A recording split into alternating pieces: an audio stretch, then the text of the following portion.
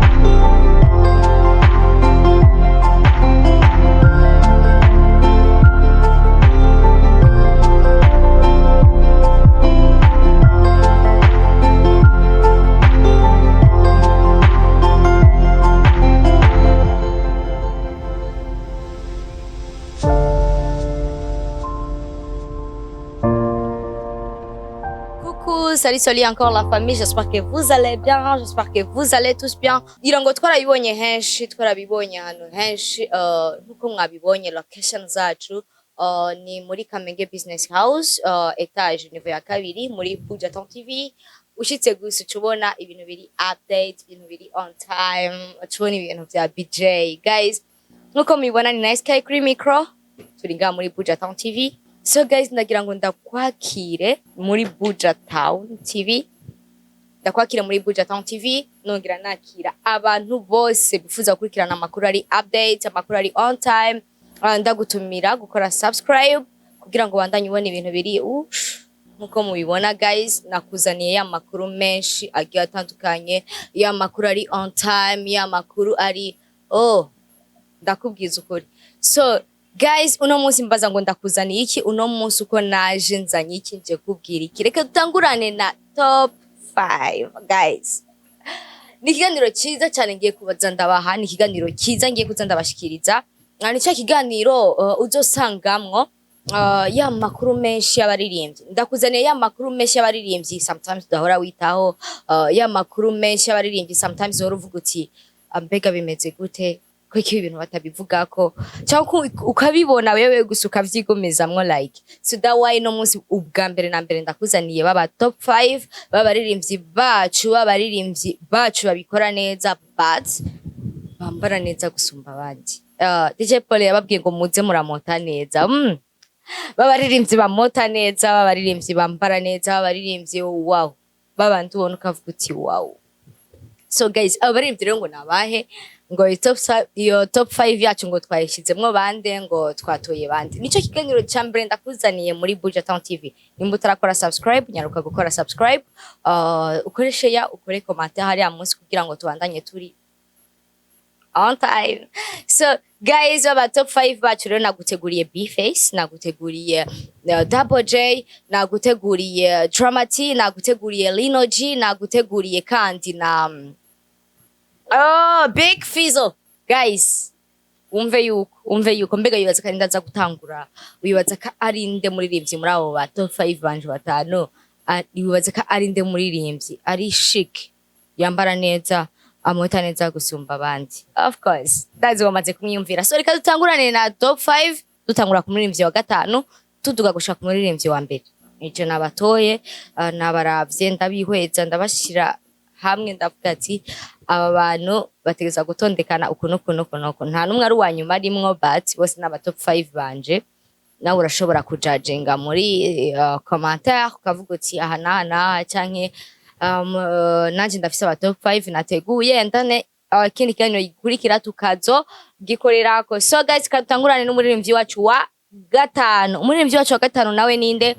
Umuririmbyi wacu wa gatanu mu ba top 5 banje harimwo umuririmbyi wanje wa gatanu ariwe LINO G. Guys, I beg LINO G antuka muri no misi ari kubica, ari guhindura outfit ari mu ba top 5 guys. Antuka afise agastile kiwe kaga costume, afise style yiwe unique. Antuka ntitumenyere kubona umusani canke umuntu w'umustar muri costume. Ni ibintu tutamenyereye kubona, ni vya bintu tubonaga karamubera bari chic, aboneka nk'umuntu ari class, aboneka nk'umuntu w'umunyamafaranga guys. Antuka ari nabwo mu misi yeza iruka no gusinya naga contract tumukeze cyane. Of course guys, ku mwanya wa kane ushaka kwibaza ngo ku mwanya wa kane twashize nde muri ba top 5 bacu ko bose umengo baratwika. So ku mwanya wa kane twashize Double J, ku mwanya wa kane twashize Double J.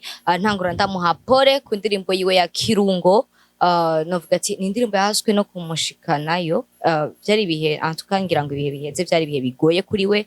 Ndambwira nti pole sana brother, tuka c'était pas facile. So ni Double J, tumuzi cyane nka Mr Kirungo.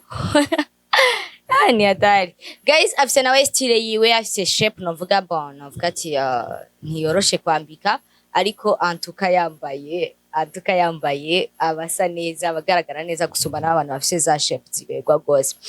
Ku mwanya wa gatatu narandiranye tuhafise our B.FACE on the floor. Ari nawe heruka gukora na remix na LINO G. Antuka sinzi ukuntu mwabonye kariya kantu mukavugeho, kajya kantu tukavugeho. Nakantu antuka ijya remix novuga ati ni igikorwa gikomeye cyane, yitwaye neza by the way. Muga costume nawe muri outfit yaba bantu nabonye antuka no mu kugira ngo ndabatondeke mu ba top 5 navuze B.FACE kabisa. Je nubwa mbere ndamubonye muri costume kujya muri style y'aba legend. So guys, twavanse na numu top 5 wacu wa kabiri ariwe Dramati. Ashaka kwibaza ati nice ngira ngo antuka no munsi yavukiye muri mode yo kuraba remix ya legend, but no, Dramati antuka ari mu baririmbyi bariko barambara neza mu Burundi, na bariko baranabikora neza by the way. Ndabibutsa yuko yanatwitse gose muri ya remix. So guys, tuje kuri kibanza cambere muri baba top 5 bacu Mutama Ingangari guys.